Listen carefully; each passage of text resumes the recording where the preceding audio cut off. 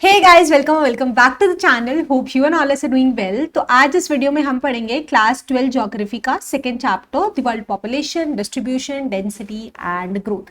Chapter का नाम भले ही थोड़ा बड़ा है, लेकिन चैप्टर बहुत ही छोटा सा स्वीट सा है। ठीक है, इसमें हमें वर्ल्ड पॉपुलेशन के बारे में पढ़ना है। जो हमारी सेकंड बुक है बच्चे, उसमें हम इंडियन पॉपुलेशन के बारे में पढ़ रहे होंगे। ठीक है, एनीवेज ये एक वन शॉट लेक्चर होगा जिसमें इन डिटेल हम सभी टॉपिक्स को डिस्कस करने वाले हैं। इसके बाद एनसीईआरटी उठाने की जरूरत भी नहीं पड़ रही होगी। एनसीईआरटी का सारा कंटेंट आपको इस नोट्स की पीडीएफ में मिल जाएगा।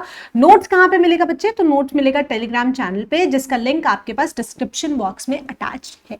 ठीक है, तो क्या भैया हम सिर्फ थ्योरी पढ़ने वाले हैं कि हमने लाइन लाइन पढ़ ली? नहीं, हम इंपॉर्टेंट क्वेश्चंस को डिस्कस करेंगे कि सीबीएसई कैसे क्वेश्चंस पूछता है बोर्ड्स में।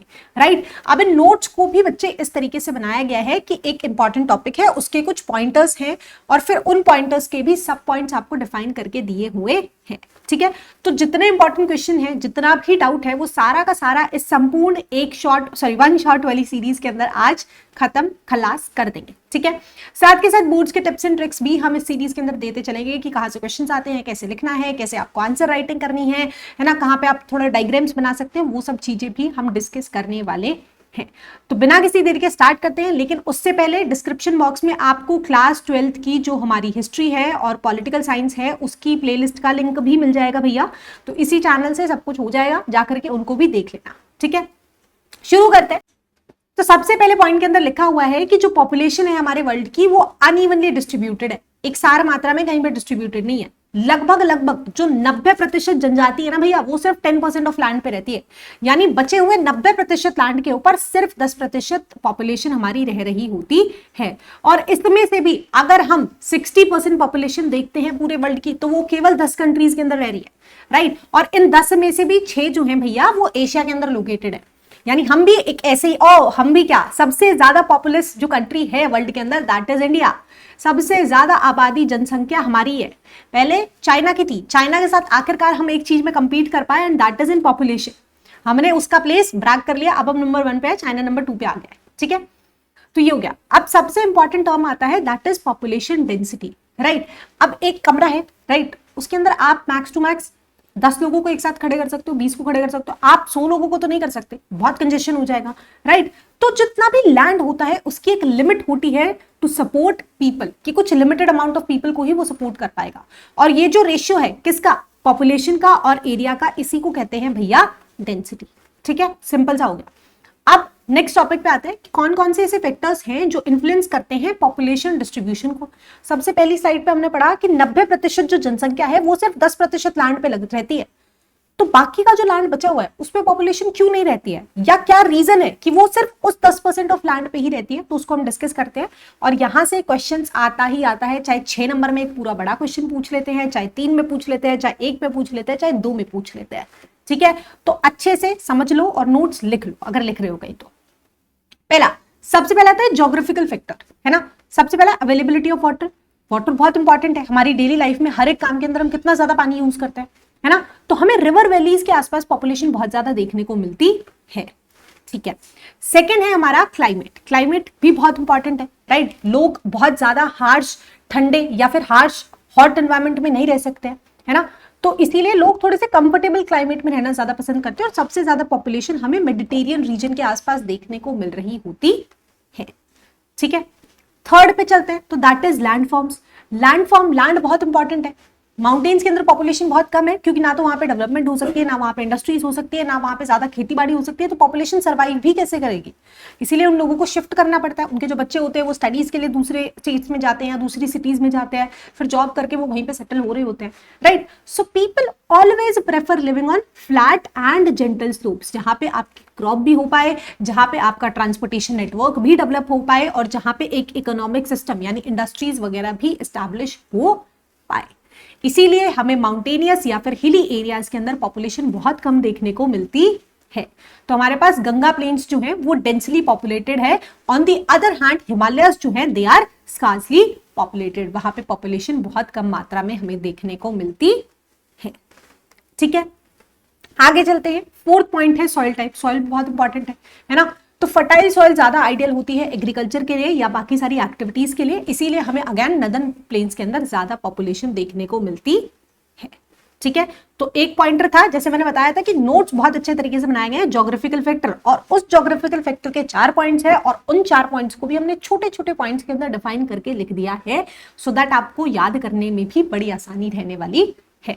वैसे ऑल्दो बच्चों वाले टॉपिक्स है, बहुत ईजी टॉपिक्स है, तो बहुत ईजिली याद हो जाएगा, आप बेसिक नॉलेज के साथ भी इसको लिख सकते हो। ठीक है, दूसरे पे चलते हैं, तो that is economic factors. Economic बहुत इंपॉर्टेंट है ना, पैसा ही नहीं होगा तो लोग सर्वाइव कैसे करेंगे। तो अब यहाँ पे हमने 3 कैटेगरीज में डिवाइड कर दिया। पहला है मिनरल्स, है ना, तो जहां पे वास्ट मिनरल डिपॉजिट्स होते हैं वहां पे स्किल्ड या फिर सेमी स्किल्ड लेबर्स रहते हैं। ठीक है, क्योंकि वो माइनिंग एक्टिविटीज में पार्टिसिपेट कर लेते हैं। फॉर एग्जाम्पल, जो अफ्रीका के अंदर कतांगा जाम्बिया कोपर बेल्ट है, वहां पे हमें बहुत ज्यादा पॉपुलेशन देखने को मिलती है, क्योंकि उनको छोटा मोटा रोजगार वहीं से मिल जाता है और उनका जीवन यापन उसी से हो जाता है। ठीक है, दूसरा है भैया अर्बनाइजेशन। अर्बनाइजेशन, अब सिटीज के अंदर लोग ज्यादा रहते हैं, विलेजेस में पॉपुलेशन कम होती है, क्योंकि विलेजेस के अंदर वो फैसिलिटीज नहीं होती। सिटीज में आपके पास एम्प्लॉयमेंट भी है, एजुकेशन भी है, मेडिकल फैसिलिटीज भी है, और बेटर मीन्स है ट्रांसपोर्ट और कम्युनिकेशन का भी, जो हमारी डे टू डे लाइफ की क्वालिटी को इंप्रूव कर देते हैं। ठीक है, तो मेगा सिटीज इसीलिए हमेशा से ही डेंसली पॉपुलेटेड रहती है। थर्ड है इंडस्ट्रियलाइजेशन। अब इंडस्ट्रियल बेल्ट्स, वहां पे तो सबसे ज्यादा जॉब्स होती है, इसीलिए लार्ज नंबर ऑफ लोगों को वहां पे अट्रैक्ट करती है ऐसी लोकेशन। तो यहाँ पे आपके पास फैक्ट्री वर्कर्स रहते हैं, ट्रांसपोर्ट ऑपरेटर्स रहते हैं, शॉपकीपर्स, इसके अलावा बैंक्स होते हैं, डॉक्टर्स होते हैं, टीचर्स होते हैं, जो भी सर्विसेज होती है, राइट, छोटी छोटी, वो सब भी हमें इंडस्ट्रियल एरियाज के अंदर देखने को मिलती है। फॉर एग्जाम्पल, जापान के अंदर कोबे ओसाका जो रीजन है, it is very populous because of the presence of large number of industries there. ठीक है, आगे चलते हैं, तो तीसरा हो सकता है सोशल या फिर कल्चरल फैक्टर्स। अब दोनों ही चीजों से, जहां पे कुछ ऐसे एरियाज होते हैं जहां पे ज्यादातर लोग रहते हैं, जैसे रिलीजियस या कल्चरल प्लेसेस पे लोग ज्यादा रहते हैं, क्योंकि वहां पे भी रोजगार बहुत ज्यादा है, छोटे छोटे शॉप ओनर्स होते हैं, छोटे छोटे रेडी वाले लोग होते हैं, है ना, तो वहां पे हमें बहुत ज्यादा पॉपुलेशन देखने को मिलती है। सिमिलरली ऐसी जगह जहां पे पॉलिटिकल अनरेस्ट है या फिर सोशल अनरेस्ट है, हमेशा मार कुटाई या फिर कुछ ना कुछ झगड़े होते रहते हैं, तो लोग उन एरिया से हट करके दूसरे एरियाज के अंदर माइग्रेट कर जाते हैं। ठीक है, इसके अलावा काफी बार कुछ एरियाज ऐसे होते हैं जहां पे पॉपुलेशन बहुत कम है, लेकिन कुछ ना कुछ वहां पे पॉपुलेशन का रहना बहुत जरूरी होता है, इसीलिए गवर्नमेंट इंसेंटिव्स भी दे रही होती है, कुछ पैसे या कुछ और ऐसी पॉलिसीज आती हैं कि वो हेल्प कर रही होती है लोगों को, कुछ पैसा वैसा देकर के कि आप वहां पर पे आकर के रहिए, है ना। फॉर एग्जाम्पल, जापान के अंदर अगर अभी हम बात करते हैं, तो यंग पॉपुलेशन बहुत कम हो गया, so they are inviting people from other countries की वो आकर के वहां पे रहे, तो वीजा पॉलिसीज को उन्होंने बहुत ज्यादा स्ट्रिक्ट ना करके बहुत थोड़ा लीनियंट कर दिया है ना। तो ऐसे भी फैक्टर्स रिस्पॉन्सिबल होते हैं कि लोगों को अट्रैक्ट करके बुलाया जाता है कि पॉपुलेशन कम हो जाइए, आ जाओ भैया। ठीक है, तो ये हो गया। तो क्वेश्चन आ रहा होता है कि डेंसिटी पूछ लेते हैं, जो हम पढ़ के आए ऑलरेडी, पॉपुलेशन वर्सेस एरिया का जो रेशियो है, राइट। अब दूसरा यही हो सकता है कि सिर्फ ज्योग्राफिकल फैक्टर पूछ लिया, जिसमें हम क्लाइमेट लिख सकते हैं, जिसमें हम लैंड लिख सकते हैं, जिसमें हम सॉइल लिख सकते हैं, जिसमें हम वाटर लिख सकते हैं, राइट। या फिर दूसरे में इकोनॉमिक या कल्चरल फैक्टर्स पूछ लिए, 2 तरीके के इकोनॉमिक वाले हम लिख सकते हैं, 3 हमने पढ़ा था, अर्बनाइजेशन, इंडस्ट्रियलाइजेशन एंड एक और था मिनरल्स। ठीक है, कल्चरल फैक्टर्स भी हम इजीली लिख सकते हैं, या एक पूरा क्वेश्चन सिर्फ डिस्ट्रीब्यूशन के ऊपर भी आ सकता है। ठीक है, तो एक हमारा अच्छा क्वेश्चन यहां से तैयार हो गया है। अब आगे चलते हैं, अपनी गाड़ी को लेकर के जाते हैं टॉपिक नंबर 3 पे, that is population growth. Chapter का नाम यही था, डिस्ट्रीब्यूशन, डेंसिटी एंड ग्रोथ। ठीक है, ग्रोथ नाम से समझ में आ रहा है कि कुछ बढ़ रहा है ना, तो it basically refer to change of population in particular area between 2 point of time, कि एक एरिया था उसमें हमने देखा 2001 में क्या पॉपुलेशन थी, उसके बाद 2011 में क्या पॉपुलेशन है। एनसीईआरटीज हमारी बहुत आउटडेटेड है, डेटा बहुत पुराना चल रहा है, बट डेफिनेशन याद रख लो, क्योंकि पॉपुलेशन ग्रोथ की डेफिनेशन 8 टाइम्स पूछ ली जाती है। ठीक है, अब ये इंपॉर्टेंट क्यों है, क्योंकि किसी भी एरिया की जो ग्रोथ होती है वो हमें बताती है कि क्या वहां पे इकोनॉमिक डेवलपमेंट हुई है। अगर पॉपुलेशन अंधाधुंध बढ़ते जा रही है तो हमें समझ में आ गया इकोनॉमिक डेवलपमेंट कुछ नहीं हुई है। ठीक है, इसके साथ साथ सोशल अपलिफ्टमेंट भी नहीं हुआ है, क्योंकि लोगों के अंदर जागरूकता है ही नहीं कि ओवर पॉपुलेशन किसी चीज का फायदा नहीं देती, वो सिर्फ नुकसान ही है। It is an asset, it is an liability, right. उसके हिस्टोरिकल और कल्चरल बैकग्राउंड के बारे में भी हमें जानकारी देखने को मिलती है। ठीक है, अब ग्रोथ जो है भैया वो पॉजिटिव भी हो सकती है और वो नेगेटिव भी हो सकती है। पॉजिटिव तब होगी जब हमारा बर्थ रेट ज्यादा है डेथ रेट से। ठीक है, या फिर 2 कंडीशंस हो सकती है, एक तो बर्थ रेट ज्यादा हो गया, या फिर वहां पे लोग बहुत ज्यादा माइग्रेट करके आया, तो इन बहुत ज्यादा लोग आए, तो 2 रीजन हो सकते हैं। ठीक है, सिमिलरली नेगेटिव के लेकर के क्या होगा, जब आपका बर्थ रेट गिर जाए, है ना, और डेथ रेट बहुत ज्यादा हो, या फिर जब आपके लोग बहुत ज्यादा आउट माइग्रेशन करें, उस एरिया को छोड़ करके दूसरे एरिया के अंदर जाकर के बसने लगे। ठीक है, ग्रोथ रेट, अब ग्रोथ रेट अगेन वही कि पॉपुलेशन के अंदर जो चेंज हुआ है, ग्रोथ क्या है, चेंज इन पॉपुलेशन, राइट। तो जो चेंज हुआ है जब आप उसको परसेंटेज की फॉर्म में एक्सप्रेस कर दोगे तो वो आपका ग्रोथ रेट बन जाता है, ठीक है। अब एक और टर्म आती है नेचुरल ग्रोथ, इन टर्म्स को याद रखना। ग्रोथ क्या है, चेंज इन पॉपुलेशन। अब ये चेंज इन पॉपुलेशन कैसे होना चाहिए, एक फिक्स एरिया को होना चाहिए, दूसरा between a certain point of time, वो पॉइंट ऑफ टाइम स्पेसिफाई होना चाहिए, हो गया। उसके बाद ग्रोथ अब हमारी पॉजिटिव भी हो सकती है और ग्रोथ हमारी नेगेटिव भी हो सकती है। ग्रोथ रेट, जब इसी ग्रोथ को, इस चेंज को हमने परसेंटेज में ट्रांसफर कर दिया तो वो ग्रोथ रेट बन गया। नेचुरल ग्रोथ क्या होती है, जब पॉपुलेशन नेचुरल तरीके से ग्रो हुई है, यानी जो डिफरेंस है आपका बर्थ माइनस डेथ का, है ना, कि 100 बर्थ हुए और 10 डेथ हुई तो आपकी नेचुरल ग्रोथ कितनी हुई, 90, ठीक है। लेकिन एक्चुअल ग्रोथ की अगर हम बात करते हैं तो एक्चुअल ग्रोथ किसी भी एरिया की होती है कि उसके अंदर कितने बर्थ हुए माइनस डेथ प्लस इन माइनस आउट माइग्रेशन, क्योंकि चारों फैक्टर्स को हमें कंसीडर करना पड़ेगा ना, 4 ही मेजर फैक्टर्स हैं, या तो बच्चे पैदा हुए या बहुत सारे लोग मर गए या बहुत सारे लोग आ गए एक जगह से उठ करके या फिर इस जगह से उठ करके दूसरी जगह पे चले गए, तो दैट इज एक्चुअल ग्रोथ। और नेचुरल ग्रोथ में सिर्फ हम बर्थ माइनस डेथ को ही कंसीडर कर रहे होते हैं, ठीक है। आई नो थोड़ा सा कंफ्यूजिंग था। ग्रोथ क्या है, चेंज इन पॉपुलेशन, ठीक है। पॉजिटिव भी हो सकती है, नेगेटिव भी हो सकती है। पॉजिटिव कैसे होगी, या जब आपका बर्थ रेट बढ़ा हो या फिर बहुत सारे लोग इन आए हों। नेगेटिव कैसे होगी, जब आपका बर्थ रेट गिर गया हो, है ना, या फिर डेथ रेट घट गया हो, डेथ रेट बढ़ गया हो, सॉरी, एनीथिंग, दोनों में से एक फैक्टर हो सकता है, या फिर बहुत सारे लोग छोड़ के चले गए हो, आउट हो गए हो, ठीक है। नेचुरल ग्रोथ आपकी बर्थ माइनस डेथ है और एक्चुअल ग्रोथ के अंदर आप चारों फैक्टर्स को कंसीडर करते हो, तो फॉर्मूला बनता है कि बर्थ में से पहले डेथ को माइनस कर दो, इधर इन माइग्रेशन में से आउट माइग्रेशन को माइनस कर दो और दोनों को प्लस कर दो, ठीक है। तो ये होता है हमारा एक्चुअल ग्रोथ रेट, ठीक है। अब आते हैं components of population change. Population change के कौन कौन से कंपोनेंट्स हैं, तो मेजरली हमारे पास बर्थ रेट, वही 3 कंपोनेंट्स होते हैं, बर्थ रेट, डेथ रेट या फिर माइग्रेशन, जो भी हम पिछली स्लाइड्स में पढ़ के आए। अब इनकी डेफिनेशन पढ़नी है, सिंपल सिंपल सी, ठीक है। तो क्रूड बर्थ रेट की डेफिनेशन क्या है कि number of live births in a year per 1000 of population, है ना। रेट यानी हम परसेंटेज निकाल रहे हैं, तो फॉर्मूला क्या होगा कि कितने बर्थ हुए एक साल के अंदर पर 1000 ऑफ टोटल पॉपुलेशन, ठीक है, sorry divided by total population in thousands, ठीक है। नेक्स्ट है क्रूड डेथ रेट की अगर हम बात करें तो number of deaths occurred in a year per 1000 of population, ठीक है। तो वही हो गया कि बर्थ अपॉन में पॉपुलेशन और इसको निकालने के लिए डेथ अपॉन में पॉपुलेशन, सिंपल सा फॉर्मूला है, ठीक है। अब मोर्टालिटी रेट हमें बहुत सारी चीजें डिफाइन कर रहा होता है कि लेट्स सपोज अगर किसी पहले इंडिया की भी अगर हम बात करते हैं तो हमारा डेथ रेट बहुत ज्यादा था, राइट। जितने लोग पैदा हो रहे थे उतने ही लोग डेथ भी हो जाते थे, क्योंकि हमारे पास प्रॉपर मेडिकल फैसिलिटीज नहीं थी, सैनिटाइजेशन नहीं था, है ना। फीमेल्स को जब बच्चे होते थे तो बहुत सारे केसेस के अंदर या तो माँ की डेथ हो जाती थी या बच्चे की डेथ हो जाती थी, बिकॉज हमारे पास वो मेडिकल फैसिलिटीज नहीं थी। धीरे धीरे आज के टाइम पे डेथ रेट काफी कम है, लेकिन बर्थ रेट अभी भी स्टिल ज्यादा है, इसीलिए पॉपुलेशन बहुत ज्यादा है ना।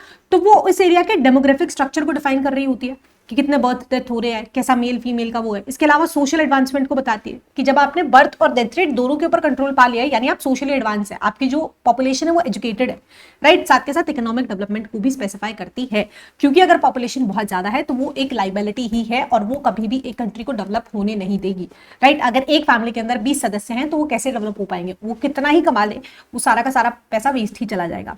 लेकिन अगर एक कंट्रोल्ड ग्रोथ है ना, अब वही है कि अगर इंसान साथ साथ बच्चे पैदा करेगा तो वो उनको कैसे खिलाएगा पिलाएगा, कैसे उनको बड़ा करेगा, है ना। ऑन द अदर हैंड अगर उसके पास 1 या 2 ही बच्चे हैं, 2 बच्चे, तो बहुत इजीली सर्वाइवल हो सकता है, ठीक है। तो वो बहुत सारे फैक्टर्स को इंडिकेट कर रहा होता है।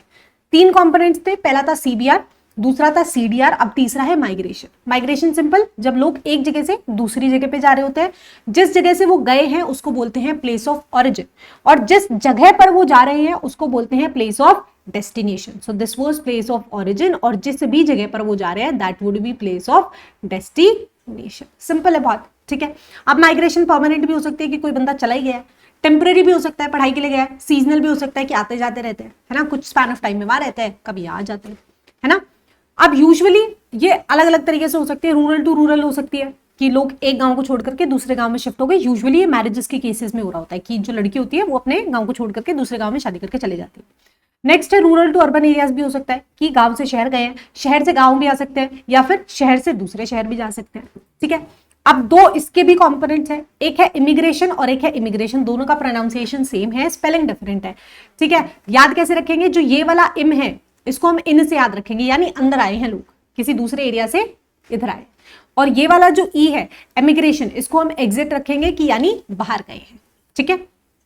आगे चलते हैं। तो अब लोग ऐसा करते क्यों, दो तरीके के फैक्टर्स होते हैं मेजरली। एक होता है पुश फैक्टर, कि जो आप जिस प्लेस पे रह रहे हो वहां पे आपके पास नौकरी नहीं है, अनएम्प्लॉयमेंट है, लिविंग कंडीशंस अच्छी नहीं है, या फिर वहां पे कोई पॉलिटिकल टर्मोइल हो गया है, या फिर अनप्लेजेंट क्लाइमेट है ना, नेचुरल डिजास्टर भी हो सकता है, कोई बीमारी आ गई है, कोई सोशल इकोनॉमिक बैकवर्डनेस है, तो आप उस एरिया को छोड़ के जा रहे हो। और पुल फैक्टर क्या होता है कि वहां पे सब कुछ अच्छा है ना, वहां पे आपके पास बेटर जॉब है, या फिर वहां पे ज्यादा कंडीशंस अच्छी है रहने की, वहां पे पीस है, स्टेबिलिटी है, प्लीजेंट क्लाइमेट है, राइट, सिक्योरिटी है आपकी लाइफ की एंड प्रॉपर्टी की, तो वो होता है पुल फैक्टर, राइट।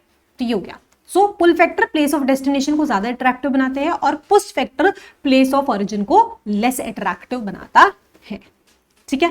तो एट टाइम्स क्वेश्चन यही आ रहा होता है, सीबीआर और सीडीआर से ज्यादा नहीं आता, माइग्रेशन के ऊपर आता है, बट जैसे स्टेटमेंट दे दी कि apart from birth and death rate migration is another way by which population size changes, तो इसको आपने जस्टिफाई करना है, यानी आपको माइग्रेशन को पूरा का पूरा इसके अंदर एक्सप्लेन करके देना है, ठीक है। यहां तक समझ में आया। तो यहां तक हमने पढ़ लिया है कि डेंसिटी क्या है, डेंसिटी की छोटी सी डेफिनेशन थी, कौन कौन से ऐसे फैक्टर्स हैं जो हमारी पॉपुलेशन को इंपैक्ट करते हैं, है ना, उस डिस्ट्रीब्यूशन को इंपैक्ट करते हैं। तीसरा हमने पढ़ लिया कि पॉपुलेशन ग्रोथ क्या है, ठीक है। अब कुछ ट्रेंड्स है पॉपुलेशन ग्रोथ में, यहां से कभी भी क्वेश्चन नहीं आ रहा होता, तो बहुत जल्दी से हम इस चैप्टर को इस टॉपिक को खत्म करने वाले हैं। तो पॉपुलेशन जो अर्थ है पे है आज के टाइम पे, वो लगभग 7 बिलियन से ज्यादा है। 2011 का डेटा है, 2025 चल रहा है, सॉरी अभी तक तो बहुत ज्यादा हो गया होगा, ठीक है। अब ये जो है, क्या ये रात रात में इतनी ज्यादा पॉपुलेशन हो गई? ऑब्वियसली नहीं, बहुत सारी सेंचुरीज लगी है, सदियां लगी है ना। अर्ली पीरियड्स में जो ग्रोथ था वो बहुत कम था, बिकॉज रीजन सेम है कि जितना बर्थ रेट था उतना ही डेथ रेट भी हुआ करता था, ठीक है। धीरे धीरे डेथ रेट कम होते जाता है। अब काफी सारी कंट्रीज है जिन्होंने अपना डेथ के साथ साथ बर्थ रेट भी कंट्रोल कर लिया, जो हम आगे डिस्कस करने वाले हैं। लेकिन काफी सारी कंट्रीज हैं जैसे कि इंडिया है, जहां पे डेथ रेट कम हो गया है, लेकिन बर्थ रेट दिन पे दिन और भी बढ़ता जा रहा है, ठीक है। तो यही होता है कि पिछले कुछ सालों के अंदर बहुत ही अलार्मिंग रेट के ऊपर हमारी पॉपुलेशन बढ़ी है, ठीक है। अब ये टाइम स्पैन की अगर हम बात करते हैं तो लगभग 12,000 से 8,000 पहले जो पॉपुलेशन थी वो लगभग 8 मिलियन होती थी। इस टाइम पे धीरे धीरे एग्रीकल्चर का एवोल्यूशन और इंट्रोडक्शन हो रहा था। फर्स्ट एडी तक आते आते 300 मिलियन हो जाती है। फिर अगर हम 1750s की बात करते हैं, यहाँ से धीरे धीरे क्या होता है, हमारा कॉलोनियल पीरियड स्टार्ट हो जाता है, इंडस्ट्रियलाइजेशन स्टार्ट हो जाता है, ट्रांसपोर्टेशन हो जाता है। फिर धीरे धीरे 1920s तक आकर के सब कंट्रीज में लगभग सैनिटाइजेशन और मेडिकल फैसिलिटी ठीक होने लग जाती है। फिर बायोटेक्नोलॉजी एक्सटेंड होने लग जाता है। फिर इंफॉर्मेशन, ये इन जनरल बताया हुआ है कि इकोनॉमिक सिस्टम में क्या क्या चेंजेस आ रहे हैं, ठीक है। कि जैसे 1920s के बाद से लगभग सारी कंट्रीज के अंदर सैनिटाइजेशन और मेडिकल फैसिलिटीज आने लग गई थी, ठीक है।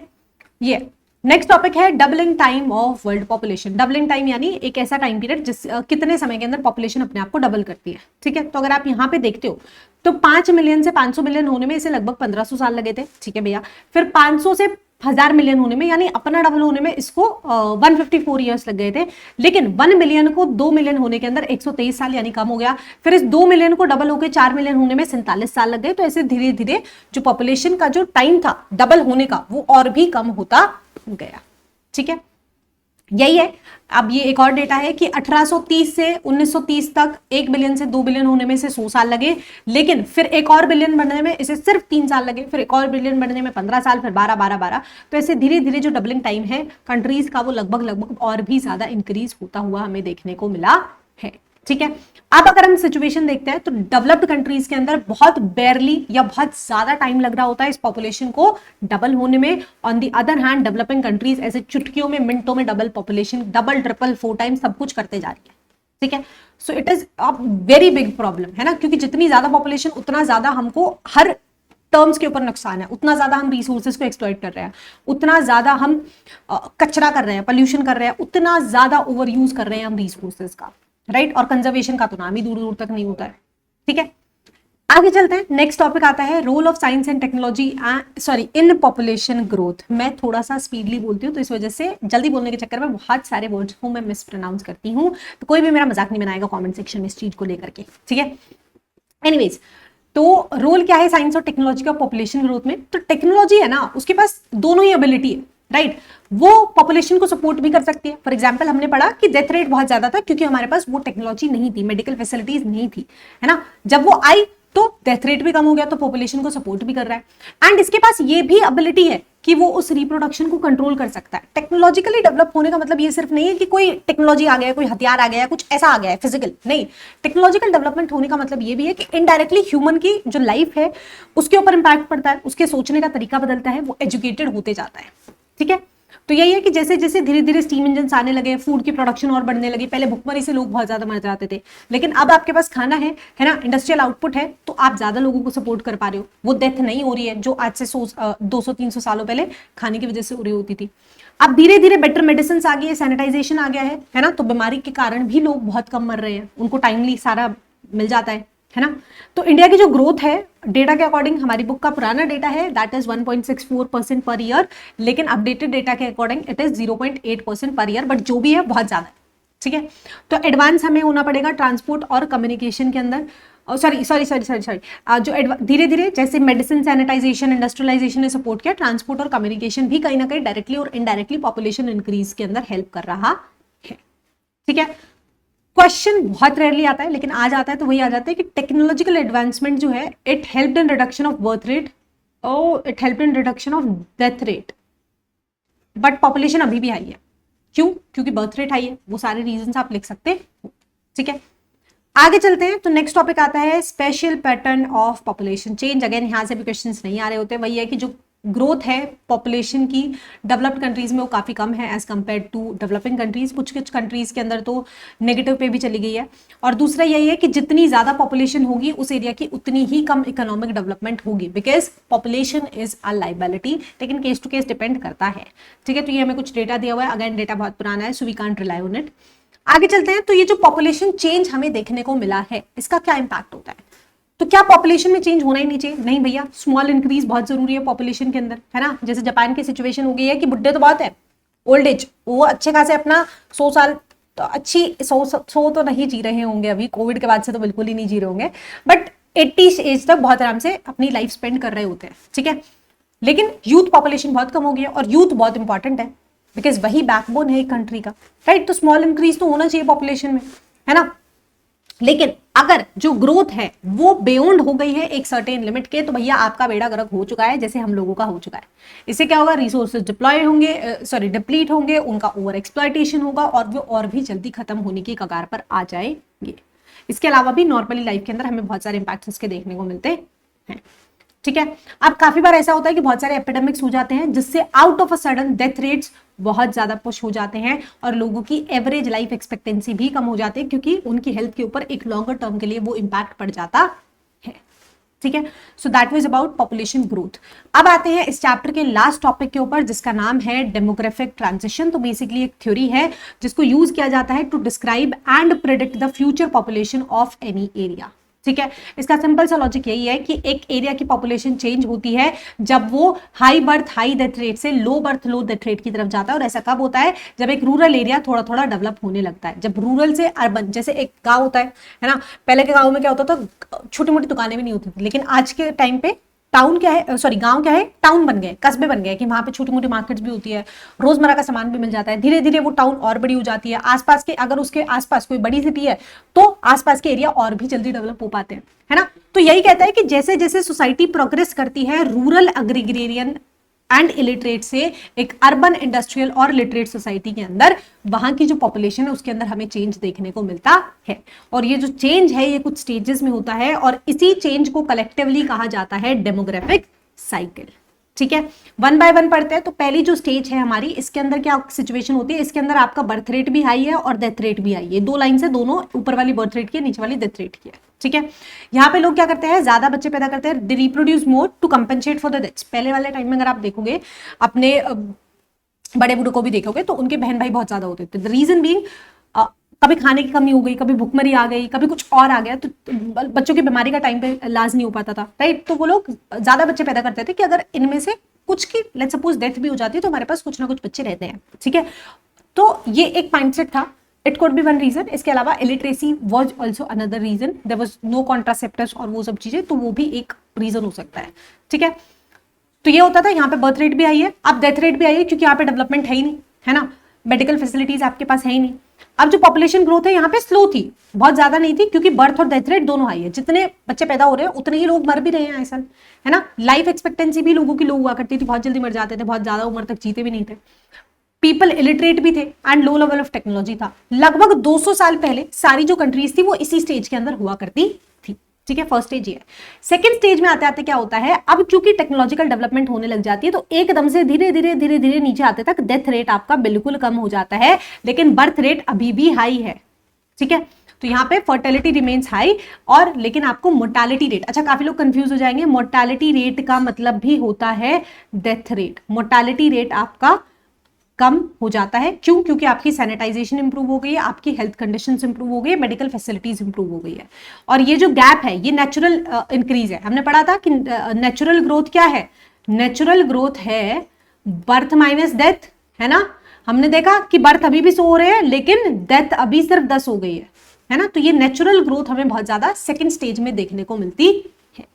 थर्ड स्टेज में चलते हैं, तो थर्ड स्टेज तक आते आते बोथ हमारा बर्थ रेट भी कम आ जाता है और हमारा डेथ रेट भी कम आ जाता है। द रीजन बीइंग लोग अब पढ़ लिख गए हैं, मेडिकल फैसिलिटीज और भी अच्छे से डेवलप हो गई है, और अब ये सोसाइटी अर्बनाइज हो गई है, और लोग यहाँ पे अब डेलिबरेटली अपनी फैमिली का साइज छोटा रखते हैं। They control the family size, और यहाँ पे पॉपुलेशन या तो स्टेबल हो गई है या फिर अगर जो ग्रोथ है वो काफी स्लो स्पीड से हो रही है। तो इससे हमें समझ में आता है कि ह्यूमन बीइंग जो है वो बहुत फ्लेक्सिबल है ना। तो वो अपनी फर्टिलिटी को एडजस्ट कर सकते हैं। इस पॉपुलेशन को ह्यूमन ही है जो कंट्रोल कर सकते हैं, सरकार कुछ नहीं कर सकती है। जब तक इंसान की बुद्धि ठीक है, उसे पता है कि ओवर पॉपुलेशन, ओवर स्पेंडिंग, ये ओवर खर्चा ही है ना। बट कुछ लोगों को स्टिल ये बात समझ में नहीं आती है। तो यही है कि आज के टाइम पे अलग अलग कंट्रीज अलग अलग स्टेजेस पे हैं। तो एक छोटा सा दोबारा से रिवाइज कर लेते हैं कि पहली जो स्टेज है इसमें आपका बर्थ रेट भी हाई है और डेथ रेट भी हाई है। लोग जो हैं they reproduce more to compensate for the death due to epidemics and food supply की वेरिएबिलिटी की वजह से, ठीक है। डेथ रेट इसलिए ज्यादा है क्योंकि टेक्नोलॉजिकल डेवलपमेंट नहीं हुई है। स्टेज 2 तक आते आते आपका डेथ रेट कम हो जाता है क्योंकि आपकी टेक्नोलॉजी डेवलप हो जाती है, लेकिन बर्थ रेट अभी भी आपका हाई है, और यहाँ पे हमें एक नेचुरल इंक्रीज बहुत ज्यादा देखने को मिलता है पॉपुलेशन के अंदर। और स्टेज 3 तक आते आते हमारी बर्थ रेट भी कम आ गई और हमारी डेथ रेट भी कम आ जाती है। तो यहाँ पे पॉपुलेशन ग्रोथ नो है, बहुत मिनिमल है। यहाँ पे पॉपुलेशन ग्रोथ स्टेज 2 में बहुत ज्यादा होता है, और स्टेज 3 के अंदर population growth either very slow होता है या फिर काफी बार नेगेटिव में भी चला जाता है। फॉर एग्जाम्पल जापान के अंदर अगर हमें देखने को ये कंडीशन मिल रही है, ठीक है। तो यही आता है, क्वेश्चन आता है इससे कि डेमोग्राफिक ट्रांजिशन थ्योरी की आपको तीनों ही स्टेजेस की कैरेक्टरिस्टिक्स को डिफाइन करना है, ठीक है। इसके बाद लास्ट टॉपिक हमारा ये है, मुझे लगा वो है, बट छोटू सा टॉपिक है, पढ़ लेते हैं फटाफट।